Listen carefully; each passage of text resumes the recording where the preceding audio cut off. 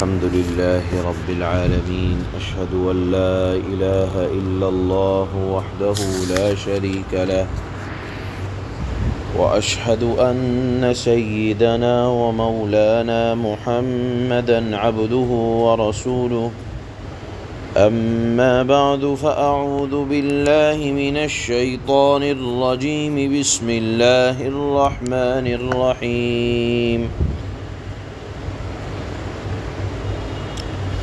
تبارك الذي بيده الملك وهو على كل شيء قدير الذي خلق الموت والحياة ليبلوكم أيكم أحسن عملا وهو العزيز الغفور الذي خلق 7 سماوات طباقا ما ترى في خلق الرحمن من تفاوت فارجع البصر هل ترى من فطور ثم ارجع البصر كرتين ينقلب إليك البصر خاسئا وهو حسير صدق الله مولانا العلي العظيم.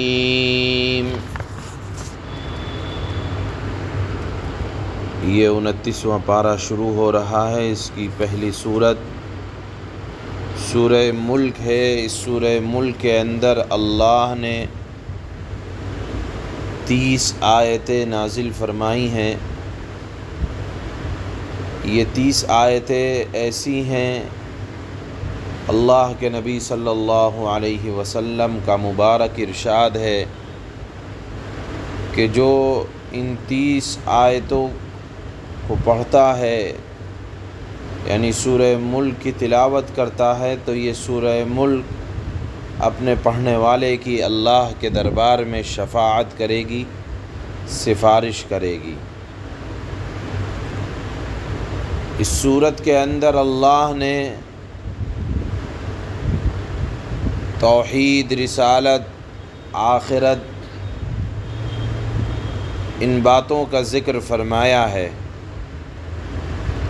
شروع سورت کے اندر اللہ نے اپنی توحید اور اللہ تعالی نے اپنے صفات ذکر فرمائی ہیں. اللہ نے فرمایا ہے سارے جہاں کی بادشاہت، سارے جہاں کی سربراہی، یہ تمام کے تمام قوت اللہ تبارک و تعالی کے دست قدرت میں ہے. تبارک الذی بیدہ الملک، وہ خدا بڑا عالی شان ہے جس کے قبضے میں تمام سلطنت ہے. معلوم یہ ہوا کہ دنیا کے چھوٹے موٹے بادشاہوں کے قبضے میں کچھ بھی نہیں ہے. تھوڑی بہت سلطنت لے کر اپنے آپ کو بادشاہ سمجھنا یہ کوئی کمال نہیں ہے. کمال تو وہ ہے کہ جس کے قبضے میں کائنات کی تمام سلطنت ہے، سارا زور، ساری قوت اسی کے قبضے میں ہے. وہ جو چاہے کرتا ہے. اسی نے تم کو زندگی دی ہے، اسی نے تمہیں موت دے گا، وہی ذات تم کو موت دے گا. تو چھوٹے موٹے بادشاہوں سے ڈرنا کس بات کا جو نہ موت دے سکتے ہیں نہ زندگی دے سکتے ہیں.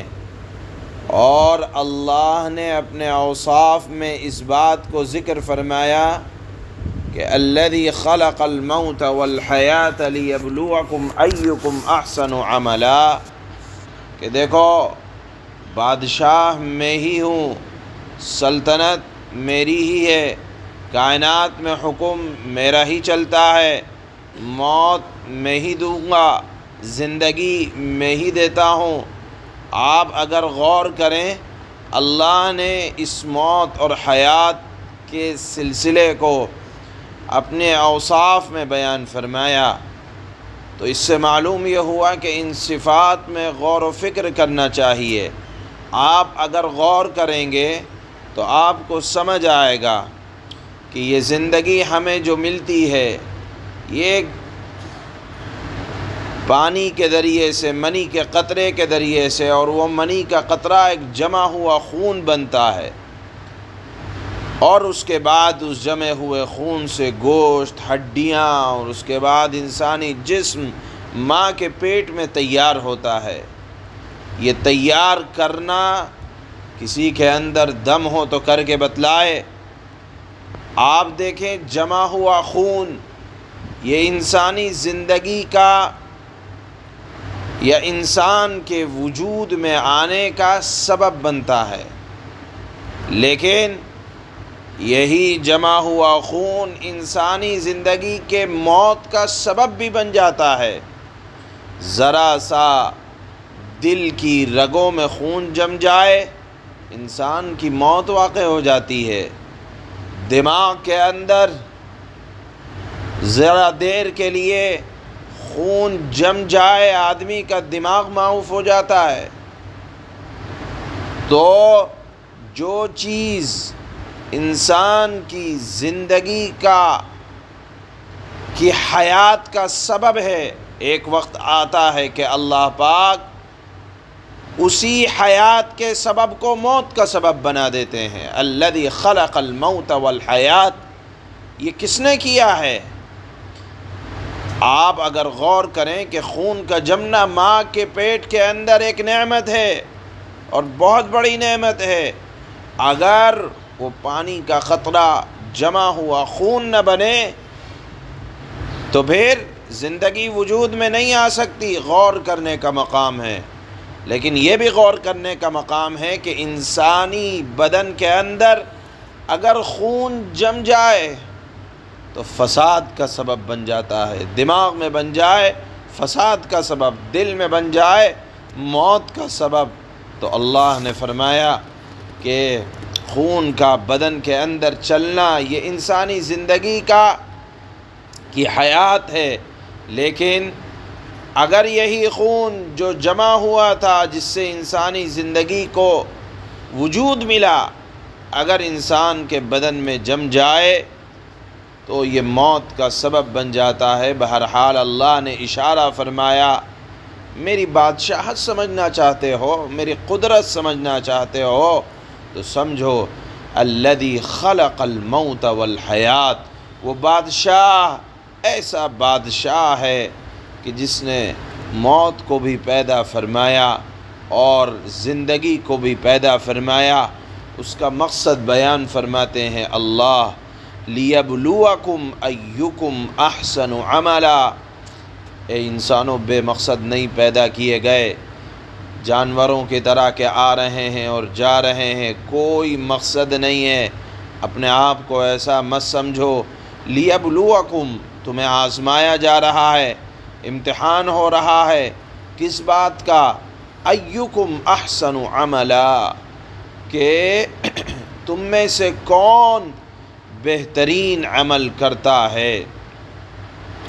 گویا کہ یہاں ہمیں اور آپ کو موت اور حیات جو دی گئی ہے، اس کے پیچھے ایک مقصد ہے کہ نیک عمل کو کر کے اپنے نامہ اعمال میں اس کا ذخیرہ کیا جائے۔ آپ اگر آیت میں غور کریں تو اللہ نے فرمایا احسن عملا، کون اچھا عمل کرتا ہے۔ یہ نہیں فرمایا کہ کون بہت زیادہ عمل کرتا ہے۔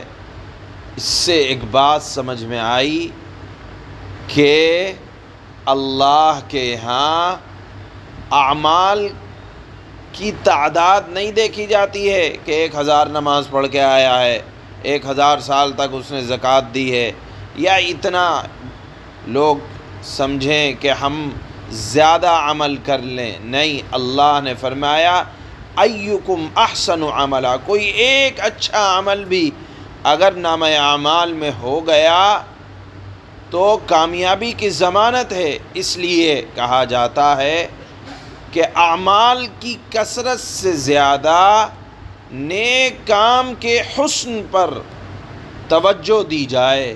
اسی لیے حضرت امام بخاری رحمہ اللہ نے اپنی کتاب کو جو شروع کیا ہے وہ انما الاعمال بالنیات، کہ اعمال کا دار و مدار نیتوں پر ہے۔ اس لیے ذکر فرمایا پہلی حدیث یہ والی اس لیے لائے حضرت امام بخاری رحمہ اللہ کہ دیکھو کسی ایک حدیث کو بھی اپنی زندگی کا نصب العین بنا لوگے تو کامیابی کی ضمانت ہے۔ اللہ کے ہاں اعمال گنے نہیں جاتے۔ آپ نے سنا ہوگا کہ قیامت کے دن میزان ترازو قائم ہوگا، وہاں اعمال تلیں گے۔ اللہ یہ بھی کہہ سکتا تھا کہ جب تم قیامت کے دن میرے پاس آؤ گے تو میں تمہارے اعمال ناموں کے رجسٹر گنوں گا۔ اللہ نے نہیں فرمایا کہ میں تمہارے نامہ اعمال کے اعمال کو گنوں گا، بلکہ فرمایا کہ تمہارے اعمال تلے جائیں گے، اور بعض عمل دیکھنے میں بہت چھوٹے ہوں گے لیکن ان کا وزن بہت زیادہ ہوگا۔ اس لیے علماء نے لکھا ہے اللہ کے یہاں کثرت اعمال مطلوب نہیں ہے۔ یہ مطلوب نہیں ہے کہ آدمی سارا دن مسجد میں بیٹھا رہے اور دین اور ذمہ داریاں جو ہیں اس کے اوپر حسن معاشرت، حسن اخلاق، گھر والوں کی زندگی اس سے بے خبر ہو جائے، بلکہ اللہ نے فرمایا 5 وقت آؤ مسجد میں، لیکن جب آؤ حسن نیت لے کر آؤ، اس ارادے سے آؤ کہ ہم جو اب عمل کریں گے اس کے اندر خوبی اور حسن کو پیدا کریں گے۔ ایک حدیث میں آتا ہے ان اللہ جمیل یحب الجمال، اللہ خوبصورت ہیں، جمال کو پسند کرتے ہیں، لہذا کوئی بھی عمل کیا جائے اس کے اندر خوبصورتی کو پیدا کیا جائے، حسین بنایا جائے۔ اسی لیے کہا جاتا ہے سب سے پہلے اپنی نیتوں کو درست کیا جائے۔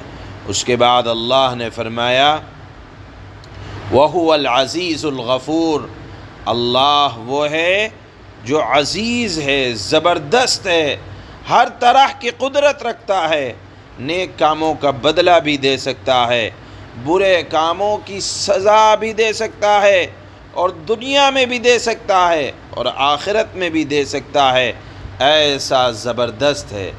اب دیکھیے اللہ نے اپنی صفت عزیز ذکر فرمائی تو ہو سکتا تھا کہ کوئی ڈر جائے اور اتنا ڈر جائے کہ نا امید ہو جائے، فوراً اللہ نے فرمایا نا الغفور، اللہ رب العزت والجلال باوجود عزیز ہونے کے، باوجود زبردست غالب اور قادر ہونے کے، اللہ غفور بھی ہیں، معاف کرنے والے بھی ہیں، عیبوں کو ڈھکنے والے بھی ہیں، درگزر کرنے والے بھی ہیں۔ اگر بندہ اللہ کی طرف رجوع کرے، سچی توبہ کرے تو اللہ معاف کرنے والے بھی ہیں، رات کے گناہ کو دن ہونے سے پہلے معاف کر دیتا ہے، دن کے گناہ کو رات ہونے سے پہلے معاف کر دیتا ہے۔ شرط یہ ہے کہ سچی توبہ کرنے والا بھی کوئی ہو۔ اس کے بعد اللہ نے چونکہ پہلی آیت میں فرمایا اللہ قادر مطلق ہے، اس کی ایک مثال موت اور حیات کو بیان فرمایا۔ دوسری مثال اللہ فرماتے ہیں الذی خلق 7 سماوات طباقا، وہ ذات وہ ہے کہ جس نے تلے اوپر 7 آسمانوں کو پیدا کیا۔ اے انسان ذرا نگاہ اٹھا کر آسمان کی طرف دیکھ، کہیں کوئی عیب، ٹوٹ پھوٹ، اونچ نیچ یا درار یا کوئی شگاف یا کوئی پھٹن تجھے نظر آئے گی؟ ما تری فی خلق الرحمن من تفاوت، تو اگر اس میں غور کرے گا تجھے کوئی خلل نظر نہیں آئے گا۔ اور اللہ فرماتے ہیں کہ ایک مرتبہ نگاہ نہیں، بار بار نگاہ ڈال کر دیکھ، ہو سکتا ہے ایک مرتبہ دیکھنے سے صحیح سمجھ میں نہ آئے، بار بار دیکھ۔ علماء نے فرمایا ہے کہ اللہ کی صفات میں غور جتنا آدمی کرتا جائے گا اس کو باری تعالیٰ کی خلقت کے اندر اللہ رب العزت والجلال کی شان نظر آتی چلی جائے گی۔ بالآخر انسان کی عقل تھک تو جائے گی، لیکن یہ کہہ دے کہ مجھے اس کی ساری حقیقت سمجھ میں آ گئی، نہیں آ سکتی۔ بہرحال اللہ نے فرمایا فرجع البصر، بار بار نگاہ ڈال کر دیکھ، هل تری من فطور، کیا کوئی تجھے خلل نظر آئے گا، پھٹن نظر آئے گی؟ ثم ارجع البصر، اللہ نے فرمایا پھر تیسری مرتبہ ڈال کر دیکھ نگاہ، کرتین، بار بار دیکھ، بالآخر ینقلب الیک البصر خاسئا، بالآخر تیری نگاہ ذلیل اور درماندہ ہو کر تیری طرف لوٹ آئے گی، اور کہنا پڑے گا کہ خالق دو جہاں نے ایسا بہترین آسمان پیدا کیا ہے جس میں کوئی رخنہ نہیں ہے، جس میں کوئی عیب نہیں ہے، جس میں کوئی جس کے اندر کوئی کسی طرح کا نقص نظر نہیں آتا۔ بالآخر نگاہ دیکھ دیکھ کر تھک جائے گی اور ناکام ہو کر نیچی ہو جائے گی، لیکن خدائی صنعت میں کوئی قصور اور کوئی عیب نہیں نکال سکتا۔ تو معلوم یہ ہوا کہ باری تعالیٰ ایسا بڑا بادشاہ ہے۔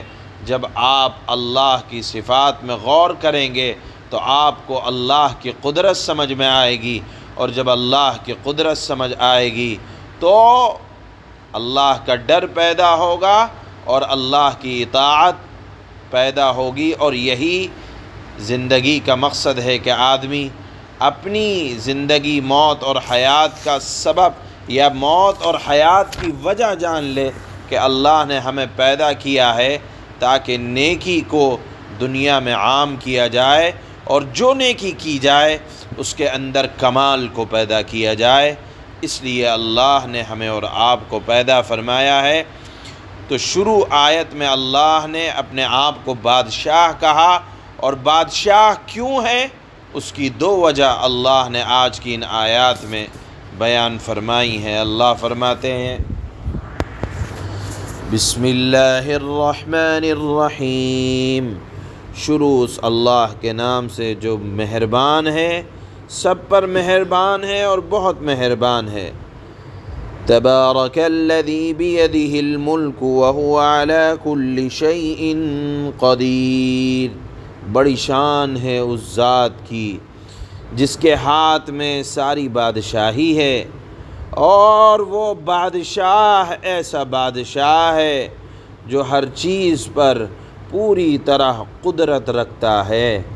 الذي خلق الموت والحياة ليبلوكم أيكم أحسن عملا وهو العزيز الغفور، وہ بادشاہ ایسا بادشاہ ہے جس نے موت اور زندگی اس لیے پیدا کی تاکہ وہ تمہیں آزمائے کہ تم میں سے کون عمل میں زیادہ بہتر ہے۔ یہیں سے علماء نے کہا ہے کہ اللہ نے یہ نہیں فرمایا کہ وہ تمہیں آزمائے کون زیادہ نمازیں، کون زیادہ عبادتیں، کون زیادہ حج، کون زیادہ روزے رکھتا ہے، بلکہ اللہ نے فرمایا کون عمل میں زیادہ بہتر ہے۔ اور وہی ہے جو مکمل اقتدار کا مالک ہے، اور وہی ہے جو بہت بخشنے والا ہے۔ لہذا فرائض کو جتنا ہو سکے حسن کے ساتھ ادا کرنا چاہیے۔ الذی خلق سبع سماوات طباقا ما ترى في خلق الرحمن من تفاوت فارجع البصر هل ترى من فطور، وہی ہے جس نے 7 آسمان اوپر تلے پیدا کیے۔ تم خدائے رحمان کی تخلیق میں یعنی پیدا کرنے میں کوئی فرق نہ پاؤ گے، کوئی عیب نہ پاؤ گے۔ اب پھر سے نظر دوڑا کر دیکھو آسمان میں، کیا تمہیں کوئی رخنہ نظر آتا ہے، یعنی کوئی عیب نظر آتا ہے، کوئی پھٹن نظر آتی ہے، کوئی شگاف نظر آتا ہے؟ ثم ارجع البصر كرتين ينقلب إليك البصر خاسئا وهو حسير، پھر بار بار نظر دوڑاؤ آسمان کی طرف، نتیجہ یہی ہوگا کہ نظر تھک ہار کر تمہارے پاس نامراد لوٹ آئے گی، اور کہنا پڑے گا کہ اللہ نے اس آسمان کو بے عیب اور بے مثال کے پیدا کیا ہے۔ سبحان اللہ سبحان اللہ۔